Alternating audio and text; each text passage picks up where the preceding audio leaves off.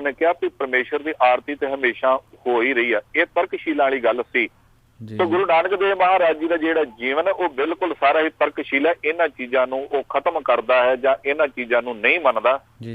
ਸੋ ਇੱਥੇ ਸਰੀ ਦੇ ਵਿੱਚ ਵੀ ਆ ਕੇ ਦਾਸ ਦਾ ਮੇਲ ਹੋਇਆ ਹੈ। ਸਰਦਾਰ ਅਵਤਾਰ ਸਿੰਘ ਜੀ ਗਿੱਲ ਨੇ ਇੱਥੇ ਤਰਕਸ਼ੀਲਾਂ ਦੇ ਜਿਹੜੇ ਪ੍ਰਧਾਨ ਨੇ ਤੇ ਉਹਨਾਂ ਦੀ ਜਿਹੜੀ ਇੱਥੇ ਸੁਸਾਇਟੀ ਬਣੀ ਹੋਈ, ਦਾਸ ਨੂੰ ਸਪੈਸ਼ਲ ਤੌਰ ਤੇ ਇਨਵਾਈਟ ਕੀਤਾ ਤੇ ਉਹਨਾਂ ਦੇ ਪ੍ਰੋਗਰਾਮ ਵਿੱਚ ਆਪਣੀਆਂ ਬਹੁਤ ਸਾਰੀਆਂ ਪਖੰਡੀ ਬਾਬੇ ਮੂਵੀਆਂ ਵੀ ਵੰਡੀਆਂ ਗਈਆਂ। ਸੋ ਉਹਨਾਂ ਨੇ ਮੈਨੂੰ ਉਤਸ਼ਾਹ ਵੀ ਕੀਤਾ, ਪਿਆਰ ਵੀ ਕੀਤਾ। ਸੋ ਮੈਂ ਉਹਨਾਂ ਦਾ ਰਿਣੀ ਹਾਂ। ਤੇ ਜਿੱਥੋਂ ਤੱਕ ਸਿੱਖ ਦੀ ਗੱਲ ਹੈ, ਗੁਰੂ ਨਾਨਕ ਪਾਤਸ਼ਾਹ ਦੇ ਸਿੱਖ ਦੀ ਗੱਲ, ਉਹ ਹੈ ਹੀ ਤਰਕਸ਼ੀਲ। ਭਾਵ ਉਹਨੇ ਇਹਨਾਂ ਵਹਿਮਾਂ ਭਰਮਾਂ ਨੂੰ ਨਾ ਮੰਨਣਾ ਹੀ ਤਾਂ ਤਰਕਸ਼ੀਲ ਦਾ ਨਾਂ ਹੈ ਨਾ। ਇਹ ਠੀਕ ਹੈ, ਉਹਨਾਂ ਨੇ ਹੋਰ ਵੀ ਕਿਤੇ, ਚਾਹੇ ਆਪਾਂ ਕਿਤੇ ਲੈ ਲਈਏ ਤੇ ਵਿਦਿਆ ਪੜ੍ਹੀ, ਉਹ ਇੱਕ ਗੱਲ ਅਲੱਗ ਹੈ। ਉਸ ਗੱਲ ਤੋਂ ਅੱਗੇ ਚਲੇ ਜਾਣਾ, ਪਰ ਬੇਸ ਸਾਡਾ ਜਿਹੜਾ ਗੁਰਬਾਣੀ ਹੈ, ਗੁਰਬਾਣੀ ਜਿਹੜੀ ਹੈ ਇਹਨਾਂ ਵਹਿਮਾਂ ਭਰਮਾਂ ਨੂੰ ਵੀਰ ਜੀ ਨਹੀਂ ਮੰਨਦੀ, ਖੰਡਨ ਕਰਦੀ ਹੈ। ਜੀ ਵੀਰ ਜੀ, ਤੁਸੀਂ ਸਰਦਾਰ ਅਵਤਾਰ ਸਿੰਘ ਗਿੱਲ ਹੋਣਾ ਦੀ ਗੱਲ ਕੀਤੀ ਤੇ ਸਾਡੇ ਕੋਲ ਲਾਸਟ ਵੀਕ ਸਰਦਾਰ ਅਵਤਾਰ ਸਿੰਘ ਗਿੱਲ ਲਾਈਨ ਦੇ ਉੱਤੇ ਹੈਗੇ ਸੀ। ਉਹਨਾਂ ਸਾਡੇ ਨਾਲ ਇਸੇ ਮਸਲੇ ਉੱਤੇ ਡਿਸਕਸ਼ਨ ਕੀਤੀ। ਕਾਫੀ 1.5 ਘੰਟਾ ਉਹਨਾਂ ਸਾਡੇ ਨਾਲ ਇਸ ਮਾਮਲੇ 'ਤੇ ਡਿਸਕਸ਼ਨ ਕੀਤੀ। ਅਸੀਂ ਕੇਸ ਸਟੱਡੀ ਕੀਤੀ ਇਕੱਠੇ ਕਿ ਕਿਸ ਤਰ੍ਹਾਂ ਇਹ ਲੋਕਾਂ ਦੇ ਵਿੱਚ ਹੈ, ਇਹਦੇ ਕੀ ਕਾਰਨ ਨੇ ਅਤੇ ਕਿਹੜੇ ਲੋਕ ਇਸ ਚੀਜ਼ ਦੇ ਵਿੱਚ ਇਨਵੋਲਵਡ ਹਨ ਅਤੇ ਉਹਨਾਂ ਦੇ ਕੀ ਕਾਰਨ ਹਨ। ਸੋ ਅਸੀਂ ਸਾਡੇ ਕੋਲ ਸਮਾਂ ਤਕਰੀਬਨ ਥੋੜ੍ਹਾ ਹੀ ਰਹਿ ਗਿਆ ਹੈ, ਤਾਂ ਹੁਣ ਅਸੀਂ ਇਹਦੀ ਸਮਾਪਤੀ ਵੱਲ ਨੂੰ ਥੋੜ੍ਹਾ ਤੁਰਦੇ ਹਾਂ। ਅਤੇ ਹਰਜਿੰਦਰ ਸਿੰਘ ਜੀ, ਤੁਹਾਡੇ ਅਨੁਸਾਰ ਇਸ ਰੁਝਾਨ ਨੂੰ ਕਿੱਦਾਂ ਠੱਲ ਪਾਈ ਜਾ ਸਕਦੀ ਹੈ? ਇੱਕ ਬੜਾ ਅਹਿਮ ਕੁਐਸਚਨ ਆਪ ਜੀ ਨੇ ਜਿਹੜਾ ਕੀਤਾ, ਬਹੁਤ ਹੀ ਵਧੀਆ ਵੀਰ ਜੀ ਕੀਤਾ। ਇਹਦਾ ਸਵਾਲ ਕੀ ਆ? ਇਸ ਚੀਜ਼ ਦਾ ਵੀਰ ਜੀ, ਜਦ ਤੱਕ ਸਬਸਟੀਚਿਊਟ ਨਹੀਂ, ਉਹਦਾ ਬਦਲ ਨਹੀਂ, ਉਹ ਹਟ ਨਹੀਂ ਸਕਦੀ, ਉਹ ਰੁਕ ਨਹੀਂ ਸਕਦੀ, ਉਹ ਖਲੋ ਨਹੀਂ ਸਕਦੀ ਜੀ।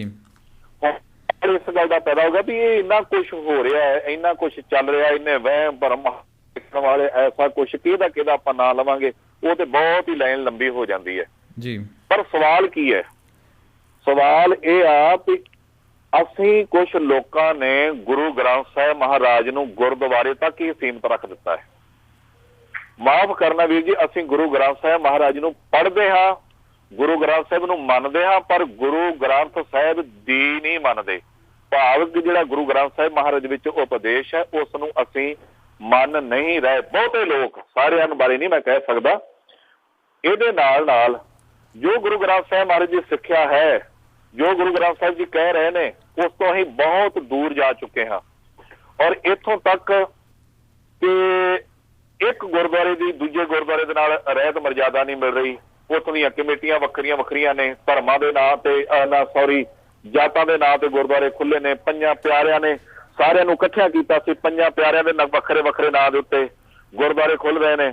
ਔਰ ਹਰ ਗੁਰਦੁਆਰਾ ਕੋਸ਼ਿਸ਼ ਇਹ ਕਰ ਰਿਹਾ ਹੈ ਵੀ ਚੰਗੇ ਤੋਂ ਚੰਗੇ ਕੀਰਤਨੀਏ ਲਿਆ ਕੇ, ਜਿਨ੍ਹਾਂ ਦਾ ਨਾਂ ਦੁਨੀਆ ਤੇ ਹੋਵੇ, ਉਹਨਾਂ ਨੂੰ ਲਿਆ ਕੇ ਤੇ ਦੁਨੀਆ ਵਿੱਚ ਵਿਖਾਇਆ ਜਾਏ। ਠੀਕ ਹੈ, ਬੜੀ ਵਧੀਆ ਗੱਲ ਹੈ, ਪਰ ਜਿਹੜਾ ਗੁਰੂ ਗ੍ਰੰਥ ਸਾਹਿਬ ਦਾ ਉਪਦੇਸ਼ ਹੈ, ਅਸੀਂ ਉਹਨੂੰ ਵੀ ਤੇ ਮੰਨਣਾ ਕਰੀਏ। ਜਦੋਂ ਅਸੀਂ ਗੁਰੂ ਗ੍ਰੰਥ ਸਾਹਿਬ ਨੂੰ ਮੰਨਾਂਗੇ, ਸਮਝਾਂਗੇ, ਸਾਨੂੰ ਪਤਾ ਲੱਗ ਜਾਏਗਾ ਕਿ ਇਹ ਵਹਿਮ ਭਰਮ ਸਾਰੇ ਫੋਕੇ ਨੇ, ਇਹ ਗਲਤ ਨੇ। ਕੋਈ ਸਿਆਣੇ ਦੇ ਕੋਲ ਕੋਈ ਤਾਕਤ ਨਹੀਂ, ਸਿਰਫ ਰੱਬ ਦੇ ਪਾਸ ਹੀ ਤਾਕਤ ਹੈ।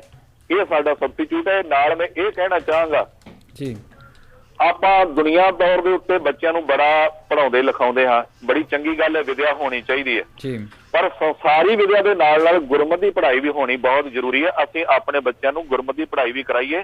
ਗੁਰਮਤਿ ਦੀ ਪੜ੍ਹਾਈ ਦੇ ਵਿੱਚ ਜਦੋਂ ਬੱਚੇ ਉਹ ਸਮਝਦੇ ਹੋਣਗੇ ਵੀ ਗੁਰੂ ਗ੍ਰੰਥ ਸਾਹਿਬ ਜੀ ਕਹਿ ਕੀ ਰਿਹਾ, ਸਿੱਖ ਹੁੰਦਾ ਕੌਣ ਆ, ਸਿੱਖ ਦਾ ਨਾਂ ਕਿਉਂ ਆ, ਸਿੱਖ ਦਾ ਹੋਣ ਦਾ ਭਾਵ ਕੀ ਹੈ, ਉਹ ਬੱਚਾ ਆਟੋਮੈਟਿਕਲੀ ਵਹਿਮਾਂ ਭਰਮਾਂ ਤੋਂ ਬਚ ਜਾਏਗਾ। ਤੇ ਜਿੱਥੇ ਅਸੀਂ ਬੱਚਿਆਂ ਦੀਆਂ ਕਲਾਸਾਂ ਗੁਰਦੁਆਰਿਆਂ ਵਿੱਚ ਲਾਉਂਦੇ ਹਾਂ, ਮੈਂ ਸਮਝਦਾ ਵੀ ਵੱਡਿਆਂ ਦੀਆਂ ਵੀ ਕਲਾਸਾਂ, ਮਾਂ ਬਾਪ ਦੀਆਂ ਵੀ ਕਲਾਸਾਂ ਲੱਗਣੀਆਂ ਚਾਹੀਦੀਆਂ ਤੇ ਜ਼ਿਆਦਾ ਤੋਂ ਜ਼ਿਆਦਾ ਗੁਰੂ ਗ੍ਰੰਥ ਸਾਹਿਬ ਮਹਾਰਾਜ ਦਾ ਜਿਹੜਾ ਪ੍ਰਚਾਰ ਹੋਵੇ, ਲੋਕਾਂ ਨੂੰ ਸਮਝ ਪੈ ਜਾਏ।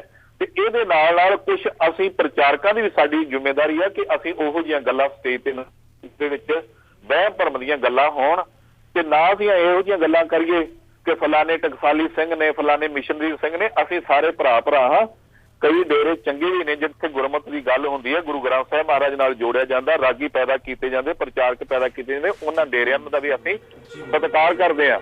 ਪਰ ਜਿਹੜੇ ਡੇਰੇ ਆਪਣੇ ਨਾਲ ਜੋੜਦੇ ਨੇ ਗੁਰੂ ਗ੍ਰੰਥ ਸਾਹਿਬ ਮਹਾਰਾਜ ਨਾਲ ਤੋੜ ਕੇ, ਅਸੀਂ ਉਹਨਾਂ ਡੇਰਿਆਂ ਤੇ ਨਹੀਂ ਜਾਣਾ। ਇਹ ਪ੍ਰਚਾਰ ਦਾ ਜਿਹੜਾ ਹਿਸਾਬ ਹੈ ਉਹ ਗੁਰੂ ਗ੍ਰੰਥ ਸਾਹਿਬ ਤੋਂ ਹੀ ਸਾਨੂੰ ਵੀਰ ਜੀ ਲੱਗ ਸਕੇਗਾ। ਜੀ ਵੀਰ ਜੀ, ਜੀ ਬਿਲਕੁਲ, ਤੁਸੀਂ ਬੜੇ ਅਹਿਮ ਗੱਲ ਕਹੀ ਹੈ। ਮੈਨੂੰ ਲੱਗਦਾ ਸਾਡੇ ਕੋਲ ਕਾਲਰ ਨੇ ਫੋਨ ਦੇ ਉੱਤੇ, ਆਪਾਂ ਉਹਨਾਂ ਦੀ ਕਾਲ ਲੈਂਦੇ ਹਾਂ। ਜੀ ਵੀਰ ਜੀ, ਹੈਲੋ।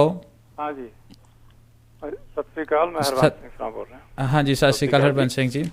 ਠੀਕ ਹੈ, ਇੱਕ ਗੱਲ ਜਿਹੜੀ ਹੁਣੇ ਹੀ ਸਰਦਾਰ ਹਰਜਿੰਦਰ ਸਿੰਘ ਨੇ ਕਹੀ ਆ ਜੀ ਜੀ, ਬਹੁਤ ਹੀ ਇੰਪੋਰਟੈਂਟ ਹੈ ਇਹ ਕਾਨਸੈਪਟ ਕਿ ਗੁਰੂ ਗ੍ਰੰਥ ਸਾਹਿਬ ਦਾ ਜੀ ਹੁਕਮ ਮੰਨਣਾ ਹੈ ਜੀ ਜੀ ਉਹ ਜੀ ਤੇ ਅਮਲ ਕਰਨਾ ਜੀ ਬਹੁਤ ਹੀ ਜ਼ਰੂਰੀ ਹੈ ਜੀ।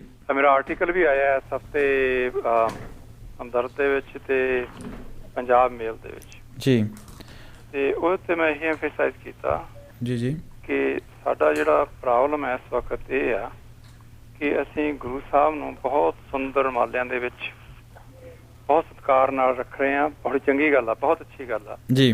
ਪਰ ਕਦੇ ਇਹ ਦੇਖਿਆ ਕਿ ਗੁਰੂ ਸਾਹਿਬ ਕਹਿ ਕੀ ਰਹੇ ਨੇ ਕਿ ਅਸੀਂ ਦੁਨੀਆ ਤੱਕ ਉਹ ਮੈਸੇਜ ਕਿਸ ਤਰ੍ਹਾਂ ਪਹੁੰਚਾਉਣਾ। ਜਿਸ ਤਰ੍ਹਾਂ ਬਰਟਰੈਂਡ ਰਸਲ ਨੇ ਕਿਹਾ, ਕਹਿੰਦਾ ਗੁਰੂ ਗ੍ਰੰਥ ਸਾਹਿਬ ਹੀ ਹੈ ਜਿਹੜਾ ਦੁਨੀਆ ਨੂੰ ਬਚਾ ਸਕਦਾ ਆਉਣ ਲੱਗੇ ਕੈਟਾਸਟ੍ਰੋਫੀ ਤੋਂ। ਜੀ ਜੀ।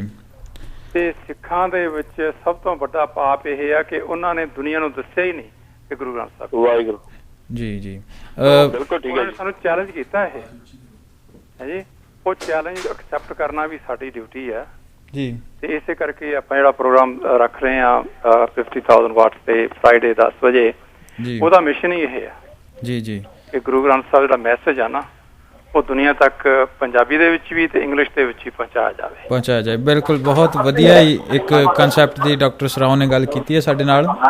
ਸੋ ਅਸੀਂ ਆਪਣੇ ਇਤਿਹਾਸ ਵਿੱਚ ਵੀ ਦੇਖ ਲਈਏ ਤਾਂ ਅਸੀਂ ਸਾਹਿਬ ਸ਼੍ਰੀ ਗੁਰੂ ਰਾਮਦਾਸ ਜੀ ਦਾ ਸ਼ਬਦ ਪੜ੍ਹਦੇ ਹਾਂ, ਸੇਵਕ ਸਿੱਖ ਪੂਜਣ ਸਭ ਆਵੈ, ਸਭ ਗਾਵੇ ਹਰ ਹਰ ਉਤਮ ਬਾਣੀ, ਗਾਵਿਆ ਸੁਣਿਆ ਤਿਨਕਾ ਹਰ ਥਾਏ ਪਾਵੈ, ਜਿਨ ਸਤਿਗੁਰ ਕੀ ਆਗਿਆ ਸਤ ਸਤ ਕਰਜਾ।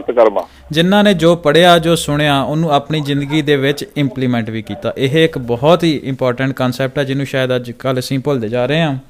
ਸੋ ਸਾਨੂੰ ਅਸੀਂ ਆਪਣੇ ਸਰੋਤਿਆਂ ਨੂੰ ਇਹੀ ਮੈਸੇਜ ਦੇਵਾਂਗੇ ਕਿ ਸੁਝਾਅ ਦੇਵਾਂਗੇ ਕਿ ਜੋ ਗੁਰੂ ਗ੍ਰੰਥ ਸਾਹਿਬ ਨੂੰ ਅਸੀਂ ਪੜ੍ਹਦੇ ਹਾਂ, ਬਿਲਕੁਲ ਜੋ ਇਹਨਾਂ ਡਾਕਟਰ ਸਰਾਓ ਨੇ ਗੱਲ ਕੀਤੀ ਹੈ ਸਾਡੇ ਨਾਲ ਕਿ ਅਸੀਂ ਗੁਰੂ ਗ੍ਰੰਥ ਸਾਹਿਬ ਨੂੰ ਸਿਰਫ ਰੁਮਾਲਿਆਂ ਤੱਕ ਹੀ ਸੀਮਿਤ ਕਰ ਦਿੱਤਾ ਹੈ। ਸਾਨੂੰ ਲੱਗਦਾ ਹੈ ਕਿ ਸਾਨੂੰ ਚਾਹੀਦਾ ਹੈ ਕਿ ਸਾਨੂੰ ਇਸ ਕਨਸੈਪਟ ਨੂੰ ਅਸੀਂ ਆਪਣੀ ਰੋਜ਼ਮर्रा ਦੀ ਜ਼ਿੰਦਗੀ ਦੇ ਵਿੱਚ ਵੀ ਅਸੀਂ ਇਹਦਾ ਇੰਪਲੀਮੈਂਟ ਕਰੀਏ।